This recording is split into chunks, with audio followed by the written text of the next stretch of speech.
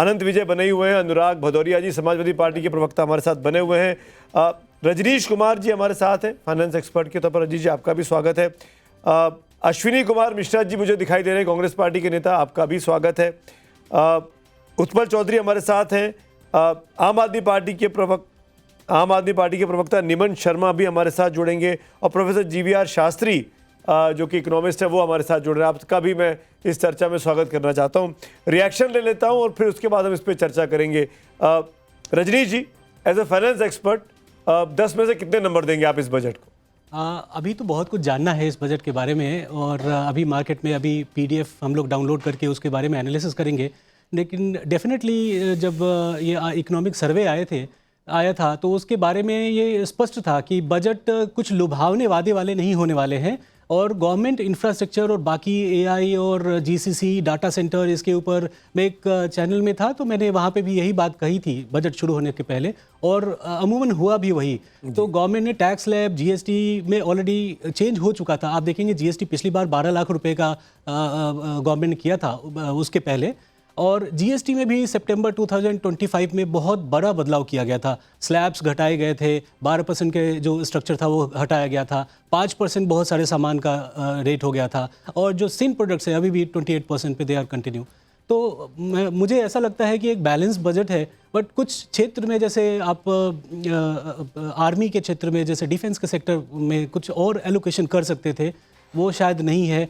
वो हम लोग लगता है और एनालिसिस करेंगे तो कुछ निकल के आएगा। बट अभी थोड़ा सा मैं ऐसा कह रहा हूँ कि जो मार्केट का जो मूड है वैसे ही बजट है एक तरीके से। जी, GVR शास्त्री हमारे साथ जुड़ गए हैं, मैं देख पा रहा हूँ। निमन शर्मा हैं, वो भी हमारे साथ जुड़ गए, आम आदमी पार्टी के प्रवक्ता, और कांग्रेस के अश्विनी मिश्रा जी। तो अश्विनी जी, कांग्रेस की प्रतिक्रिया इस बजट के बारे में? सुमित जी, ये बजट आम आदमी के लिए और मिडिल क्लास के लिए वही है जो कैलाश विजयवर्गीय जी बार बार बोलते हैं। इसमें आप देखेंगे जो मूलभूत समस्याएं हैं वो समस्याओं का कोई समाधान होता हुआ नहीं दिख रहा है। जो गरीब आदमी है वो और गरीब होता जा रहा है। बार बार इन्फ्लेशन की बात हो रही है, इन्फ्लेशन से लड़ने के लिए कुछ नहीं किया गया। मिडिल क्लास को टैक्स की मार है, और बार बार बोला जा रहा है कि GST रिफॉर्म हो चुका है, GST रिफॉर्म हो चुका है। मैं आपके दर्शकों को एक छोटा सा उदाहरण देना चाहता हूँ जस्ट GST रिफॉर्म का। हालांकि वो बजट से संबंधित नहीं है, बट एक बात बताना चाहता हूँ कि वो रिफॉर्म नहीं हुआ है। GST जो रिफॉर्म हुआ था वो भी एक तरीके से छलावा था। आप देखिए GST के रेट्स तो कम किए गए थे, बट जो रॉ मटेरियल के रेट्स थे वो बढ़ा दिए गए थे। तो एक बिजनेसमैन अगर कोई बुक जो पहले 200 रुपए की बेचता था, अब वो बुक उसको GST हटाने के बाद 212 की बेचता था GST लगा करके। GST हटाने के बाद उसको वो 216 की बेचनी पड़ेगी सेम अमाउंट ऑफ अर्निंग करने के लिए। तो कहने के लिए तो GST रिफॉर्म थे वो, जिसमें हमने एंड प्रोडक्ट पर GST हटा दिया पर रॉ मटेरियल बढ़ा दिया, but business point of view से वो भी कोई रिफॉर्म नहीं थे। वहां पर भी जनता की, मिडिल क्लास की गर्दन ही दबाई गई। चाहे हम क्लोथिंग सेक्टर की बात करें, चाहे हम बुक्स की बात करें, मतलब कागज की बात करें, तो सारे सेक्टर जो आम आदमी यूज करता है उनमें तो कैलाश विजयवर्गीय जी ही मिले हैं। बाकी उद्योगपतियों के लिए सरकार लगातार काम करती रही है। इस बार शायद आपने अनुराग भदौरिया ने, और आप लोग सवाल खड़े कर रहे हैं। राजीव रंजन मुझे दिखाई दे रहे हैं, JDU के नेता हैं, प्रवक्ता हैं। राजीव जी, विपक्ष सवाल खड़े कर रहा है, विपक्ष की बात का भी आप जवाब जरूर दीजिएगा, लेकिन मेरा सवाल इसमें यह है कि एकदम से जो शेयर मार्केट ने रिएक्ट किया, जो सबसे पहले त्वरित रिएक्शन आता है, वो बड़ा डिस्करेजिंग सा लगा इनिशियली। आपको भी झटका लगा था क्या? अब देखिए, नहीं, झटका तो आमतौर पर शेयर बाजार से जो बजट को लेकर के एक राय बनती है वो कहीं ना कहीं एक बड़े संकेतक के तौर पर तो हम देखते रहे हैं, लेकिन हम देख रहे हैं बाजार रिकवर कर रहा है, और जो 2300 के आसपास में वो गिरावट देखी गई वो अब घट करके 800 हुआ है ये, और अब तो ये 631 पॉइंट है नीचे। तो मुझे लगता है कि ये बाजार शाम तक रिकवर करेगा। और ये अभी एक अर्थशास्त्री ने कहा भी कि PDF जब हम डाउनलोड करेंगे और मसौदे का अध्ययन करेंगे तो बेहतर तरीके से कई तरह की आशंकाओं और संभावनाओं का निराकरण करने में सहूलियत होगी। लेकिन मैं एक बात जरूर कहना चाहूंगा, उनसे बोलिए कि जो चुनौतियां हैं, इकोनॉमिक आकलन नहीं होता है। बोलने दीजिए ना, आपने बोला कोई नहीं रोका ना आपको, सुनने आपके साथ ना, आप सुनते नहीं किसी को, अपनी कहने आते हैं, आप सुन लीजिए ना। तब से बारी का इंतजार कर रहे थे राजीव जी, आपने अपनी बात कही। 3 आदमी हमला कर रहा है सरकार पे, पक्ष तो सुन लीजिए उनका। जी बोलिए राजीव जी, बोलिए। जीडीपी और कर्ज का अनुपात ये कहीं ना कहीं एक बड़ी चुनौती है और उसको नियंत्रित करने के लिए जो स्वरूप दिख रहा है उसमें हम ये कह सकते हैं कि वो उत्साहवर्धक है।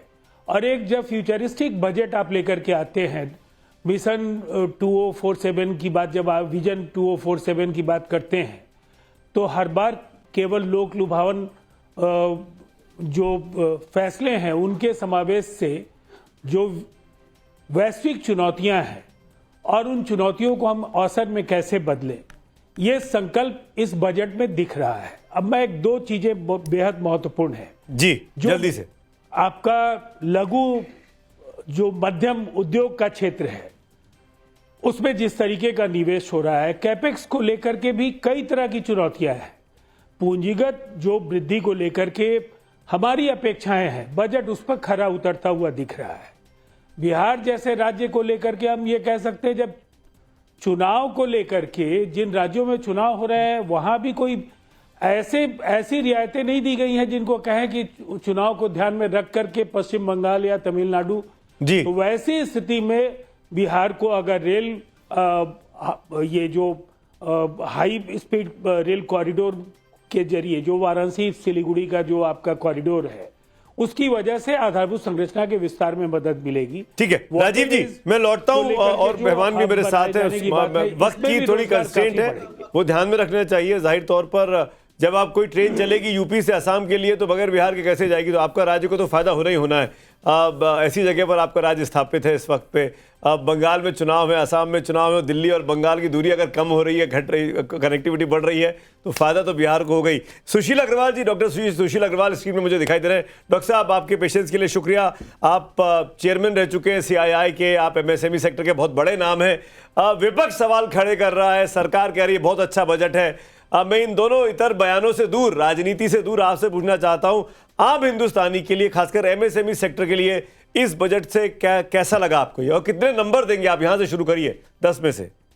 हाँ, सुमित जी, मेरा दिल कर रहा है कि पहले तो ताली बजा दूं, क्योंकि जिस प्रकार का बजट मैम ने पेश किया है, मुझे नहीं लगता कि इतने सालों में मैंने इतना कोहेसिव बजट जहां हर चीज पे ध्यान दिया गया हो। हाँ, नो डाउट, जब सबको पॉपुलिस्ट मेजर में हर एक को खुश करना होता है तो सेक्टरली कहीं ना कहीं चैलेंज आ जाता है। जैसे MSME में उन्होंने 10,000 करोड़ रुपए का एलोकेशन किया, माइक्रो के लिए 2,000 करोड़ का एलोकेशन किया। ये बहुत छोटा अमाउंट है, क्योंकि आज के 30 करोड़ से ज्यादा लोग भारतीय जो है, मिडिल क्लास फैमिली जितने भी हैं, वो डिपेंडेंट है MSME पे। और हमारी MSME इस समय चरमराई हुई है because of let's say higher interest rate. State government agencies भी देती हैं तो बैंक रेट से 2% ज्यादा ही चार्ज करती है। कोई कैपिटल सब्सिडी उन लोगों को नहीं मिलती है, कोई किसी प्रकार का जो फिस्कल बेनिफिट हो रहा मिलता नहीं है। लेकिन मैं ये मान के चलता हूं कि भी आज मैम ने जैसे कहा कि 4.5 का फिस्कल डेफिसिट था, उसको 4.4 करने जा रहे हैं, which is good for the nation. क्योंकि अगर जो टैक्स बायंसी होगी, हमारे पर रेवेन्यू ज्यादा आएगा, एक्सपेंडिचर्स कम होगा और फिस्कल डेफिसिट ठीक होगा, तो अपने को एक्सपेंडिचर करने के लिए बहुत ईजी होगा। और जिस प्रकार से उन्होंने कनेक्टिविटी का ऐलान किया सारी सब जगह से, मैं ये मान के चलता हूँ टियर 2-3 सिटी के ऊपर बहुत बड़ा फोकस है, एम्फेसिस है, जो कभी भी नहीं किया गया था। ये बहुत जरूरी है कि वहां का इंफ्रास्ट्रक्चर बढ़ेगा तो यूथ जो है, जो आज शहरों में आकर के परेशान हो रहा है, शायद वो अपने गांव में या अपने शहरों में बहुत सारे उद्यम बिजनेस कर सकेंगे। साथ साथ 2 मिलियन 20 लाख लोगों को जो स्किल सेट AI के अंदर, कंटेंट राइटिंग के अंदर सब जो दिया गया है, ये टोटली नया चैप्टर है। कभी ऐसा सुना ही नहीं कि सरकार भी कोई होता है। तो जो गवर्नमेंट कर रही है उसने हर छोटी छोटी चीज पे भी ध्यान दिया है। तो डॉक्टर अग्रवाल, आपकी बात सुनकर तो लग रहा है कि आप 10 में से 11 नंबर दे रहे हैं। सुमित जी, देखिए ऐसा, आप देखिए, आप देखो इंटरेस्टिंग बात देखिए, आप स्टॉक मार्केट को हम लोग पैरामीटर मानते हैं, हम नहीं मानते। नहीं, मैं नहीं मानता हूँ। आप कोई और मानता होगा जो इन्वेस्ट करता है, हम लोग के पास है नहीं लगाने के लिए।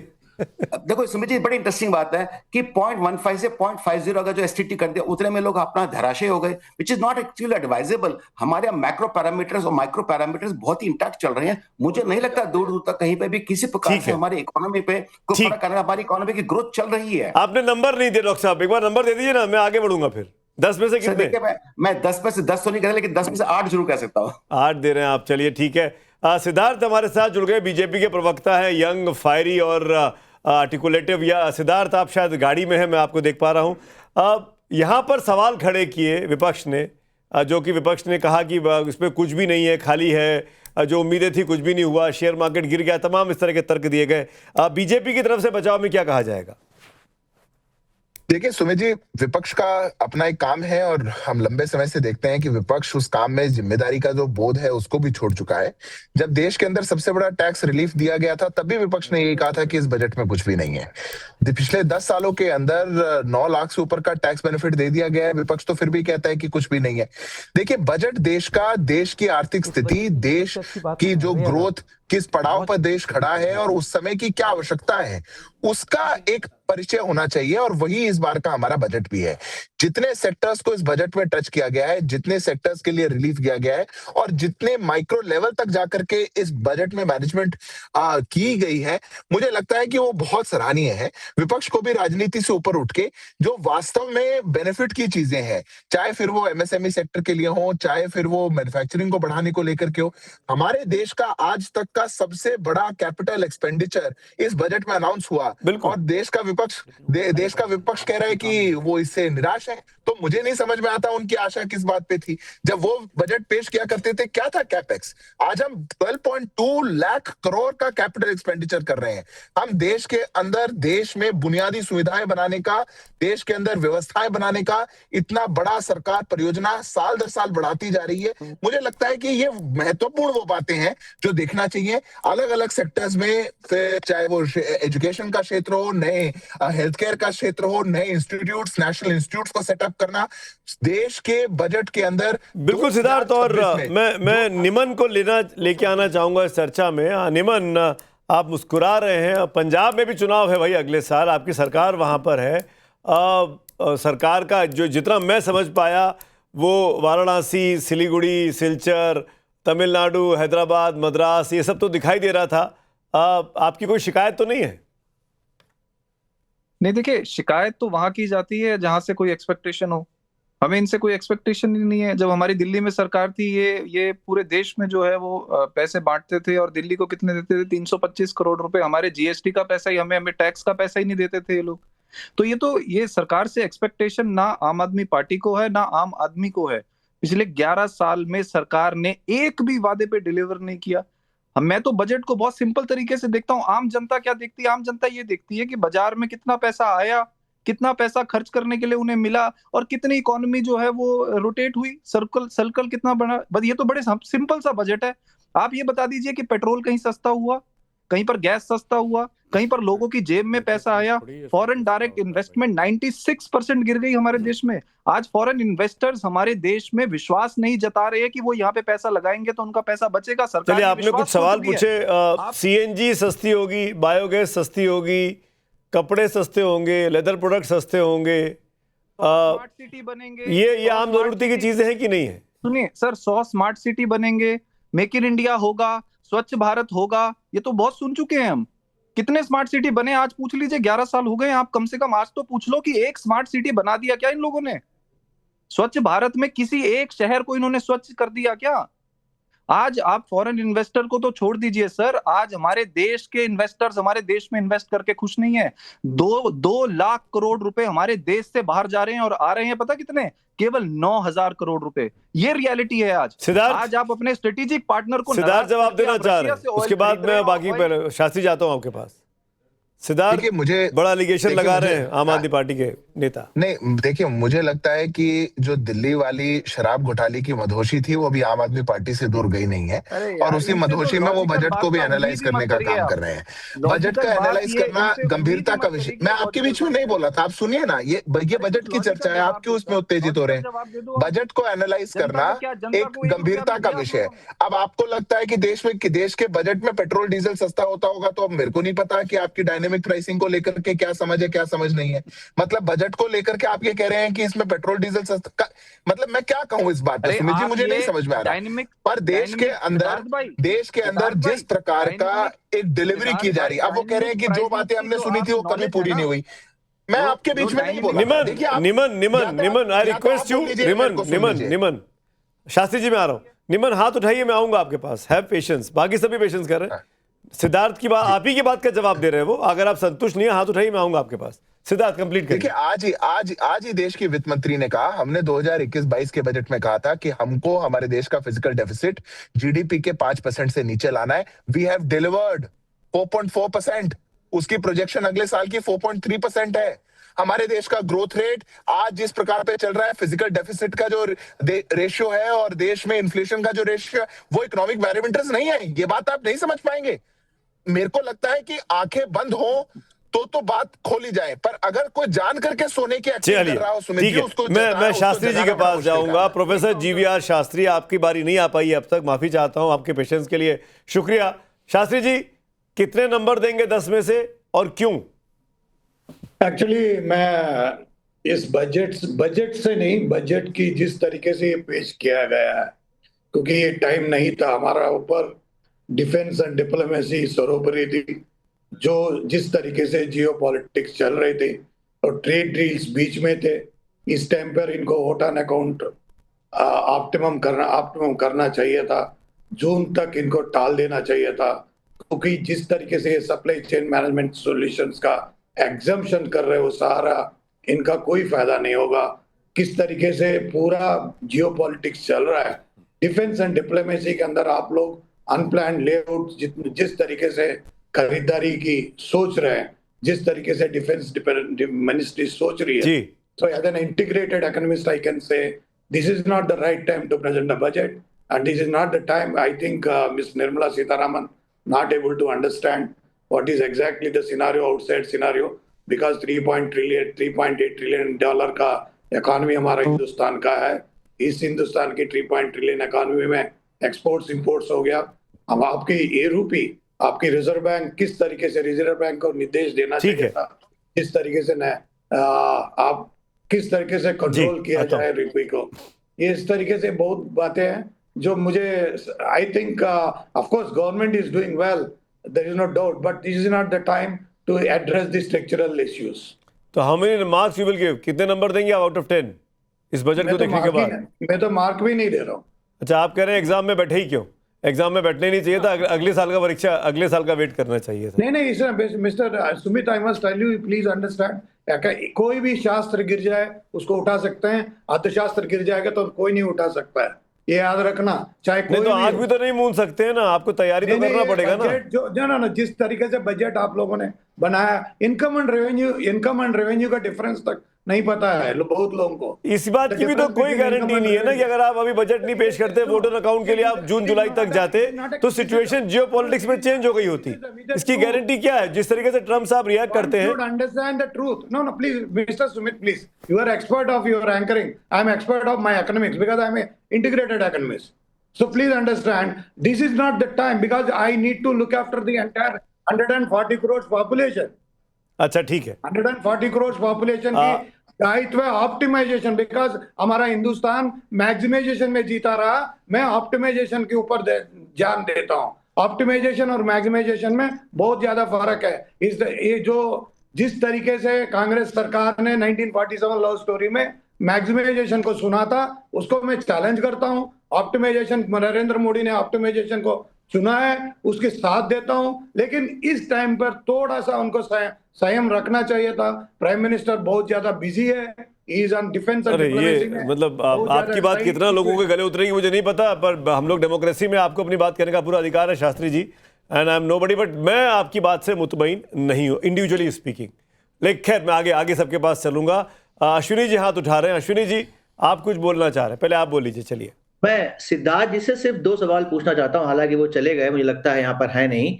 बहुत सिंपल सी बात है, 2014 तक देश का जो बॉटम 50% था, उसके पास करीब 24% वेल्थ थी, एंड जो बॉटम 90% था, उसकी जो कंबाइंड वेल्थ हुआ करती थी, वो करीब 60-65% करीब हुआ करती थी, 60% करीब। अभी वो वेल्थ जो है करीब 45% पे आ गई है। जो टॉप 10% थे, उनके पास 45% वेल्थ थी, 56% हो गई है। सरकार को ये के शेप इकोनॉमी बन रही है, बजट में ये फोकस होना चाहिए कि गरीब आम आदमी 90% जो डिप्राइव्ड है, उनके लिए बजट आए। ऐसे कौन से इस बजट में उन्होंने काम किए हैं जिससे वो जो गैप है वो बढ़ने की जगह कम होने वाला है, जो मुझे कोई कहीं नजर नहीं आ रहा। रही बात, सिद्धार्थ बार बार बोल रहे थे कि कैपेक्स बढ़ा दी। अरे साहब, आपने डॉलर इतना तेज कर दिया है कि आप घर बैठे बैठे आपकी कैपेक्स बढ़ जाएगी, क्योंकि आप कैपेक्स गिनाओगे रुपीज में, और डॉलर में तो कैपेक्स कम ही रहती है, क्योंकि आपका डॉलर इतनी तेजी से दौड़ रहा है कि आप ये भी नैरेटिव बना रहे हैं कि यूट्यूबर्स जो आज ज्यादा पैसे कमा रहे हैं क्योंकि डॉलर बढ़ रहा है। हकीकत यह है कि रुपए गिर रहा है, इकोनॉमी गिर रही है, गरीब आदमी और गरीब हो रहा है और उसके लिए कुछ नहीं किया जा रहा है। सिर्फ और सिर्फ बजट का लोक लुभावना बना करके ठीक है। उद्योगपतियों के लिए कहीं न कहीं एक संयोजित तरीके से काम किया जा रहा है। ठीक है। उत्पल चौधरी, क्या आप इस बात से मानेंगे जो बात एलिगेशन कांग्रेस के नेता लगा रहे हैं? नहीं, बिल्कुल नहीं, ऐसा कुछ नहीं है, क्योंकि देखिए मैं सिद्धार्थ से रिएक्शन लूंगा। सिद्धार्थ के वहां शायद कनेक्शन चेंज हुआ है। मैं आपने बीजेपी से सवाल पूछा, मैं लूंगा आपके सवाल का जवाब, लेकिन एक्सपर्ट से भी पूछ लेना चाहिए कि जैसे आप सोच रहे हैं उसमें कितना दम है। नहीं, कैपेक्स का डॉलर से कोई मतलब ही नहीं है। कैपेक्स में इंडिया में खर्च होना है, डॉलर बाहर की चीज़ है, वो उससे कोई मतलब नहीं है। और प्लस जो है इसमें बढ़ाया गया है, हालांकि थोड़ी सी ज़्यादा उम्मीद थी कि ज़्यादा बढ़ाया जाना चाहिए था, लेकिन 12,20,000 करोड़ किया गया है, तो ये मतलब बेहतर है। क्योंकि अगर हम देखें कि 24 वाले इसमें जो कैपेक्स के लिए जो पैसा रखे गए थे, उसमें से अक्टूबर के बाद से थोड़ा कमी कर दिया गया था। 70,000 के आसपास जो है करोड़ के आसपास खर्च हो रहा था, जबकि 1,10,000 करोड़ के आसपास खर्च होना था। उसके बाद से थोड़ा सा जीडीपी में असर पड़ा था। इस बार जो है इसने फिर उस तरीके से खर्च किया है, तो जो जीडीपी की जो बात आ रही है 7% के आसपास, वो रिफ्लेक्ट होने लगा है। तो कैपेक्स पे जो इस बार बढ़ाया गया है, तो वो जीडीपी पे कहीं ना कहीं जो है वो उसको बढ़ाएगा, उसमें कोई दो राय नहीं है। लेकिन एक बात हम यहाँ कहना चाहेंगे, जो बड़ी शानदार चीज हुआ है कि रेयर अर्थ मटेरियल को लेकर, रेयर अर्थ में ऐसा है कि भारत जो है वो नंबर 3 पे है। पहले नंबर पे चाइना है, दूसरे पे ब्राजील है, उसके बाद तीसरे नंबर पे है। लेकिन प्रोडक्शन में जो है हम 7वें नंबर पे हैं, क्योंकि हम उस तरह से प्रोड्यूस नहीं करते हैं। और रेयर अर्थ का ये इसमें इस्तेमाल है कि सारे डिफेंस के इक्विपमेंट से लेकर एआई से लेकर तमाम जगह उसका इस्तेमाल है। क्योंकि अगर जिस तरह से चाइना का मोनोपोली हो गया, 93% प्रोसेसिंग है उसके रेयर अर्थ में, उसने मैग्नेट देना बंद कर दिया था, तो गाड़ियां बननी बंद हो जाती है। या फिर जिस तरीके से उसने ट्रंप को घुटने पे लाया साउथ कोरिया में, तो वो एक बड़ा महत्वपूर्ण चीज़ है। और हमारे पास उसके बड़े ज़बरदस्त रिसोर्सेस हैं, लगभग 7 मिलियन जो है टन, मैट्रिक टन जो है वो पड़े हुए हैं रिसोर्सेस। तो उसमें जो अगर खर्च होगा और उसको फिर लाया जाएगा, तो वो एक बड़ा कदम होगा, और जो आने वाले समय में ये काफ़ी पॉजिटिव एस्पेक्ट होगा। रेयर अर्थ पे जो फोकस है सरकार का, उसको आप अप्रिशिएट कर रहे हैं। सिद्धार्थ यादव, अब जवाब दीजिए अश्विनी जी की बात का। देखिए सुमित जी, जिस बॉटम और हायर स्ट्रेटा की बात अश्विनी जी कर रहे थे, मुझे पूरा विश्वास है कि वो इस बात को भी डिनाई नहीं करेंगे कि हमारी सरकार के प्रयासों के बाद ही वो डेफिनेशंस भी बदली हैं। अगर 25 करोड़ लोग देश में गरीबी रेखा से ऊपर आ पाए हैं, तो सरकार के प्रयासों से ही आ पाए। पर जिस अंडरस्टैंडिंग को वो लेना चाह रहे हैं, मुझे नहीं समझ में आ रहा कि कठिनाई कहाँ आ रही है। अगर 12,20,000 करोड़ कैपिटल एक्सपेंडिचर सरकार करने को तैयार है, तो आपको क्या लगता है वो सरकार कहाँ पैसा खर्चा होगा? क्या वो किस डेटा को मिलेगा वो पैसा? क्या हमारी इकोनॉमी में मनी सर्कुलेशन उसके बाद नहीं बढ़ेगा? क्या व्यवस्थाएं जब बनेंगी तो लोगों को जॉब्स एंड एम्प्लॉयमेंट नहीं मिलेगा? क्या लोगों को उससे जो रोजगार सर्जित होगा उनकी जेब में उससे पैसा नहीं आएगा? ये पहली बात है। दूसरी बात, मैं फिर से दोहराता हूं, हर बजट सरकार और देश किस पड़ाव पर है उसकी उस चीज को एड्रेस करने के लिए लाया मैं 2026 के अंदर जो भारत की नीड्स हैं, जो भारत को आवश्यक है। मैं आप दोनों को रोक रहा हूं 1 मिनट के लिए। अखिलेश यादव की प्रतिक्रिया भी हमारे पास आई है, वो भी हम आपको सुनाएंगे। हमारे सहयोगी रंजीता रंजन ने अखिलेश यादव के साथ खास बातचीत की है, वो इस पर क्या सोचते हैं। प्रधानमंत्री की भी प्रतिक्रिया किसी वक्त भी आ सकती है, वो भी आपको सुनवाएंगे। लेकिन एक छोटा सा ब्रेक ले रहे हैं, ब्रेक के तुरंत बाद लौट के आते हैं।